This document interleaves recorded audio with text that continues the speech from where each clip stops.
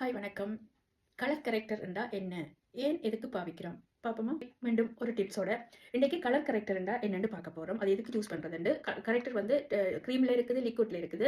Liquid concealer வந்து oil ஸ்கின்னுக்கு நல்லது, க்ரீம் வந்து ட்ரை ஸ்கின்னுக்கு நல்லது. இதுலேயும் வந்து நாங்கள் பிளாக்காக இருந்ததுன்னா மறைக்க போகிறது. இப்போ க்ரீம் கன்சீலராக இருந்தால் இந்த ஒரேஞ்ச் எடுத்தீங்களா இருந்தால் நீங்கள் எந்த ஸ்கின்னுக்கும் மறைக்கலாம்.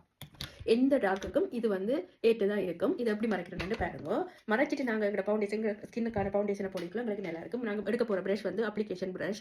என்னென்னா எங்களோட கருப்புகள் வந்து அங்கங்கே இருக்குமென்னு சொன்னால் எங்களோட கண்ணுகளுக்கு அப்படி சின்ன சின்ன பகுதிகளுக்கு நாங்கள் அப்ளை பண்ணிக்குள்ள இந்த சின்ன குட்டி ப்ரஷ்ஷால் அப்ளை பண்ணி இந்த கருப்புகளை மறைச்சிட்டு தான் நாங்கள் மேக்கப்புக்குள்ளே போக போகிறோம். அப்போ ஃபவுண்டேஷன் போட போகிறோம். அப்போ இதை நாங்கள் இப்படி மறைச்சிட்டு நாங்கள் எங்கெங்கே இருக்குதோ அங்கங்கே போட்டு இப்படி மறைச்சிட்டு நாங்கள் பியூட்டி பிளண்டரால் இப்படி பிளண்ட் பண்ணி விட்ட மாதிரி இருந்தால் எங்களோட ஸ்கின் கலருக்கு இப்போ வந்துட்டு பாருங்க.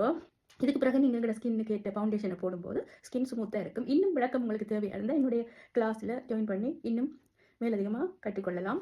இந்த கிளாஸ் வச்சு சொன்னது எனக்கு சரியான பெனிஃபிட். தேங்க்யூ.